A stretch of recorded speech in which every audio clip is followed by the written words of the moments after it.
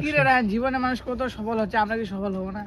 সফলতা নিয়ে আসতে হইলে তোকে কঠোর পরিশ্রম করতে হবে, আর মেইন কথা এটা খাটাইতে হবে। যেমন একটা উদাহরণ দেই তোকে, যে মানুষ তোর মনে কর যে চা বিক্রি করে না, চা করে। বিক্রি করে।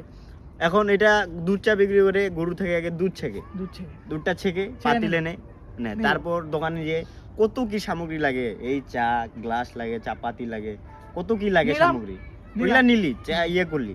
কিন্তু তুই যদি মাথাটা খাটায় একটু যদি চাকে জবটা করিস, যেমন তোর ধর গরুকে তুই চাপাতি তেজপাতা যা আছে এগুলা সব খাওয়াই দিলি, কালজিরা মালজিরা যা আছে সব খাওয়াই দিলি, তখন কি করবি? এই যে গরুটা রাখবি দোকানের সাইডে, ছেঁকবি দিবি, ছেঁকবি আর দিবি। এই মিয়া, এটা কি চা? দুধ হয় নাই, চিনি হয় নাই?